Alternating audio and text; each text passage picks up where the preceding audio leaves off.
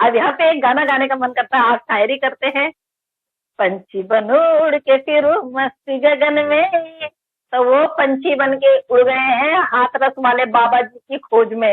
ये अभी मंडे से शुरू होगा ये। अभी उनके हाथ में कागज आए नहीं है, मोमिन सर के हाथ में कागज आए नहीं है, अभी इसके पास भी गए नहीं है। ये जो काम करेगी मंडे से, अगर इसने कोई ऐसा कानून का उल्लंघन किया तो इस पर कार्रवाई तब होगी। आज सैटरडे था, आज आपको पता है कोर्ट 2 बजे तक रहता है। कल संडे है, मंडे ट्यूसडे मुझसे मोमिन सर ने ये बोला, या तो मंडे को तो हमारे हाथ में कागज आ जाएंगे, या फिर ट्यूसडे को तो डेफिनेटली आ जाएंगे। और उसके बाद जैसे ही हम यूट्यूब को, फेसबुक को और उनको ये देंगे, वो अपना काम शुरू कर देंगे। और उसके बाद जिस दिन से इनके हाथ में भी कागज चले जाएंगे, अगर ये सोशल मीडिया पे दिखाई देती है तो इमीडिएट गिरफ्तार हो जाएगी। उसके बाद ये होगा। तो अभी इसको तो जितना कूदना है कूदने दीजिए जी। तो हमें नहीं अच्छा लगता है। जैसे कल की, मैं लिटरली मैं कल की आपसे बात बोलती हूँ, जब इसने इस तरह की बात बोली तो मैंने मोमिन सर को फोन किया, और लिटरली अगर आप यकीन करते तो मेरे आंखों में आंसू थे कि एक जानी मानी हस्ती है हमारे हिंदुस्तान की, उसके लिए एक 2 कौड़ी का नौकर के बराबर मैं खुद अपनी, हम खुद न रखें उसको। थोड़ा सा आपको रोकूं। देखिए, आपसे जब बात होती है तो यकीनन मेरा दिल चाहता है कि हम खुल के बात करें। मोमिन मलिक साहब वो इंडियन है जो पाकिस्तान की जेल आज वहां फाइट करते हुए नजर आ रहे हैं सबको। पहले तो सोशल मीडिया नहीं था, न्यूज़पेपर थे, खबर छप जाती थी। वो यहाँ पाकिस्तान की अदालतों में इसी तरह फार होते नजर आए, मतलब कराची से लाहौर, लाहौर से कराची, ठीक है। और यहाँ वकील हमें बताते हैं, ये मैं आपको ये 2009 के बाद की बात बता रहा हूँ, 8 और 9 के बाद। तो मतलब वो हैं जो अपने लोगों के लिए दिन रात जान कुर्बान करने वाले शख्स हैं। उनको क्या इस किस्म की तज़ीक जो सीमा के हाथों, जिसकी कोई कदर नहीं है, टके जितना भी कदर नहीं है वो, और उससे चंद बैठ के मजाक उड़ाए और मतलब गंदे गंदे अल्फाज इस्तेमाल करे। आप बताएं कि क्या वो इंडियन के लिए शर्मिंदगी का बायस नहीं है?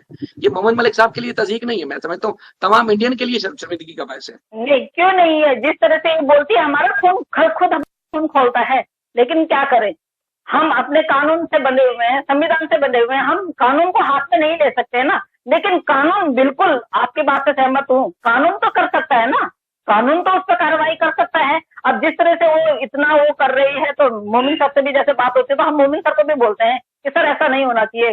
तो वो हमें किस तरह समझाते हैं, क्योंकि वो अब उनको तो आदत पड़ी हुई है, उनको ये है कि भाई कितने भी, वो हमें इस तरह समझाते हैं कि कहीं ये लोग ना जोश में होश न खो बैठे, तो हमें अपने तरीके से समझाते हैं। तो हमें नहीं अच्छा लगता है कि वो इस तरह से बोले। एक बाहर गांव से आई हुई और इनलीगल आई हुई, अगर लीगल भी आई हुई होती और यहाँ पे उसकी लीगली शादी भी हुई होती तो भी हमें कोई प्रॉब्लम नहीं था, फिर भी हम ये सोच के निपट लेते कि हमारे देश की है, क्योंकि तब वो हमारे देश की होती। लेकिन एक इनलीगल आई हुई औरत, और इनलीगल आने के बाद इस तरह की बकवासबाजी करती है, इतनी बदतमीजी करती है, इतना सब कुछ करती है, सच में हमसे नहीं देखा जाता है। मन करता है कि अगर आमने सामने होते तो पत्थर उठा के मुंह फोड़ देती। जैसे कल की मैं बात कहती हूँ कि जब उसने ये बोला कि हम अपने डॉगियों को दूध पिलाते हैं, और अगर तू रात को दूध नहीं पीता होगा, लिटरली जब मैंने कॉल किया तो आप उनको पूछ सकते हैं, मैं बात नहीं कर पाई। मैंने सिर्फ इतना ही बोला, सर आपने 10-20 के लिए लाइव आने के लिए बोला था, 10:30 से ऊपर हो गया, आप लाइव आ रहे हैं या नहीं? बोला मैं आ रहा हूँ। मैंने कहा प्लीज जल्दी आइए। इन्होंने बहुत ज्यादा कोहराम मचा रखा, और लिटरली आप ये देखेंगे मेरे आंसू टपक रहे थे और मैं बात नहीं कर पा रही थी उनसे, क्योंकि हमें पता है वो बंदा किस तरह से काम कर रहा है। उस बंदे को एक इनलीगल महिला इस तरह से शब्द बोलती है, लेकिन सच में ही मतलब वो इतने दरिया दिल हैं कि उनको फर्क नहीं पड़ता है। बस उन्होंने कल बोला है कि जो तुमने आज हरकत की है इस पे भी कार्रवाई होगी। तो हम चाहते हैं कि कार्रवाई हो, लेकिन इस औरत को इतनी शर्म नहीं आ रही है कि जब हम गिनते हैं कि इस पे 11 केस हो गए, अभी 2-3 और इस पे वो लगने वाले हैं, धाराएं लगने वाले हैं, 2-3 और केस होने वाले हैं, इस औरत को फिर भी शर्म नहीं आती है। तो हमें लगता है यार ये तो इतनी बेशर्म औरत है, फिर इसका कहा हुआ करना ही क्या है, कि मतलब हमको बुरा लग रहा है ना, चलो थोड़ी देर के लिए बुरा लगेगा, फिर हम क्या अपने मन को कैसे समझाते हैं, ठीक है हमारा कानून काम कर रहा है। जैसे अभी इसके सोशल मीडिया अकाउंट के लिए जो बात आई है कि चलो ठीक है, तो इस तरह से हमें ये तसल्ली हो जाती है कि धीरे धीरे काम हो रहा है। तो एक दिन ये भी दिन आएगा कि ये पछताएगी, उसके बाद हम जाके देखेंगे, मोमिन मलिक साहब जो है वो कोर्ट में देख लेंगे, तो ये जाके तो अब हो रहा है ना, अब धीरे धीरे जैसे मोमिन मलिक साहब आए हैं तो आप देखिए ना तब से कितना वो ये केस कितना आगे चला गया है, केस लोगों में फैल भी गया है, लोग देखने भी लग गए। पहले नहीं वो करते थे, पहले हमको खुद बताना पड़ता था, अब लोग हमें ढूंढते हैं, अब हमें लोग देखते हैं कि भाई अभी किसी की लाइव आ रही है नहीं आ रही है, जिस तरह से हम इसमें इन्वॉल्व हैं। और मोमिन मलिक साहब जब से आए हैं, जब से न्यूज में आने लग गया है, वो आने लग गया, तो लोग बहुत सारे अवेयर भी हुए हैं और लोगों को पता भी है कि इस तरह अगर, और कुछ कुछ लोगों को तो बहुत अफसोस होता है कि 1.5 साल हो गया और हमें पता ही नहीं है। कुछ लोगों को तो बिल्कुल ही टेंशन नहीं है, कुछ लोगों को तो बिल्कुल ही वो नहीं है। पर मैं यहाँ पे ये बोलूंगी कि नहीं, यहाँ पे मैं ये बोलूंगी कि बिल्कुल अभी अदालत, बिल्कुल जैसे अदालत अपना काम कर रही है और इस तरह से ही करती रहेगी। अब आगे इस तरह से आपको काम मिलेगा, ऐसा नहीं है कि अब ये वायलेशन करेगी और इसको छोड़ दिया जाएगा। नहीं नहीं, अभी बस उनको अभी एसएचओ का काम है और अब इन लोगों का काम है कि ये कैसे वो कर सकते हैं। उसके बाद आप टेंशन फ्री हो जाइए, काम हो रहा है और जितना भी इनको वायलेशन करना है 2 दिन और ये कर सकते हैं। जितनी छूट इनको मिलनी है 2 दिन ये कुछ भी कर ले। इन 2 दिनों में मोमिन सर ने बोला कि हम कुछ नहीं रोकेंगे। जिस दिन हमारे हाथ में कागज आ गए और हमने यूट्यूब को और इसके सोशल मीडिया अकाउंट को ये पेपर भेज दिए, उसके बाद से फिर मेरी रिस्पॉन्सिबिलिटी है कि क्या करना है, उसके बाद अदालत की रिस्पॉन्सिबिलिटी है क्या करना है। नहीं अभी अदालतों जब अदालतों में केस चले जाते हैं तो आपको पता है, आप तो इतने मंजे हुए कल हैं इसके, आप तो बहुत अच्छे हुए हैं, आपको पता है कितना करेंगे, कितना वायलेशन करेंगे, कितना करेंगे। ठीक है 2 दिन कितना करेंगे। अगर मंडे या ट्यूसडे को जब भी इनके हाथ मोमिन मलिक साहब के हाथ में जो कागज आ जाते हैं, जो ऑर्डर आ जाते हैं, ऑर्डर आने के बाद अगर होता है तो फिर आप देखिएगा। फिर उसके बाद तो ये मैं क्या ही बोलूं आपके सामने, इस तरह के शब्दों का मैं प्रयोग भी नहीं कर सकती हूँ। उसके बाद तो इनको ना टॉयलेट करने का मौका मिलेगा, ना इनको खाना खाने का मौका मिलेगा, नहीं कर सकते कुछ भी। और हमारे कानून से बढ़ के हमारे लिए कुछ नहीं है। ये तो मोमिन सर के ऊपर है ना कि उन्होंने कैसे करना है। बाकी हम सब मोमिन सर की ताकत हैं, मोमिन सर के साथ में हैं और जिस तरह से मोमिन सर काम कर रहे हैं हम उनके पीछे पीछे खड़े हैं। मोमिन सर बहुत अच्छा काम कर रहे हैं, आप भी जानते हैं बहुत अच्छा काम कर रहे हैं।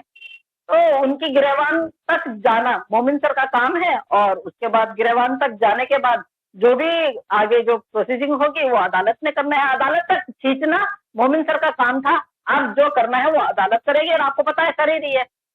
बाबा जी अंडरग्राउंड है कहीं, वहां पे खाली मैदान में भाषण दिए जा रहे हैं कि बाबा का वकील मैं, इनका केस मैं लड़ूंगा। बाबा को अभी तक पता नहीं है कि क्या हो रहा है, कहाँ हो रहा है, कैसा हो रहा है, जो कि बाबा गायब है, बाबा का पता ही नहीं है कि इस दुनिया में है या कौन सी दुनिया में है। तो महाराज जी चले गए हैं क्योंकि ये बहुत ऊंचे लेवल पे जाने वाला है ये केस। ये ऊंचे लेवल पे इसलिए जाने वाला है क्योंकि ये एक बाबा का केस है। यहाँ पे 121 लोगों की मृत्यु हुई है और बहुत सारे लोग जो हैं वो अभी इंजर्ड है।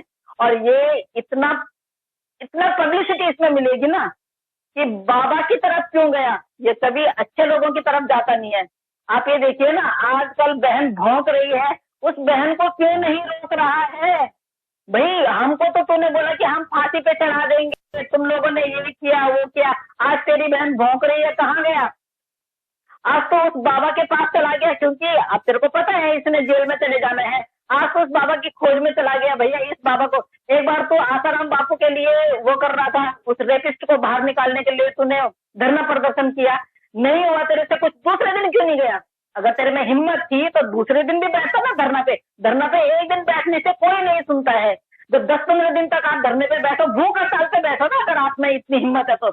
अभी इस बाबा को बाहर निकालने के लिए अगर एपी सिंह जी आप में थोड़ी सी भी इंसानियत है, इस बाबा को बाहर निकालने के लिए आप अगर चाहें तो भूख हड़ताल पे बैठा, उससे अपने साथ अपने लोगों को बिठा तो भूख हड़ताल पे। कैसे नहीं निकलेगा बाबा बाहर। बाबा अपने मजे में है, बाबा ने करवाना था, जो करवाना था वो करवा दिया और अब आप वाहवाही लूटने चले गए।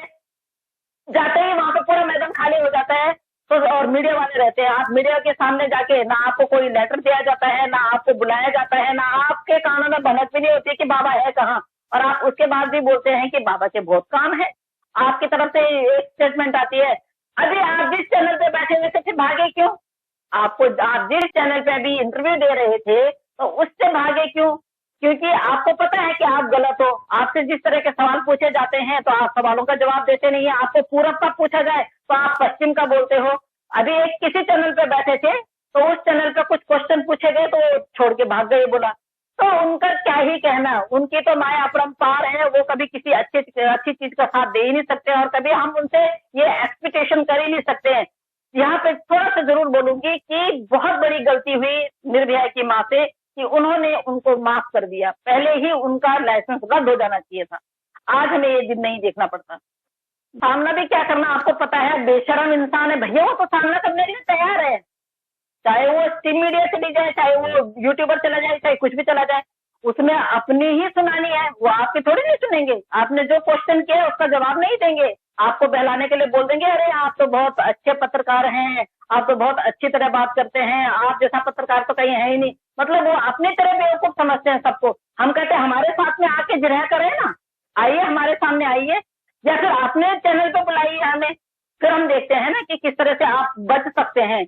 आप ऐसे लोगों को पकड़ते हो जो आपके सुनते हैं, हम जैसों को पकड़ो ना, जो हम अपनी भी सुनते हैं और दूसरे की भी, अपनी भी सुनाते हैं, दूसरे की भी सुनते हैं।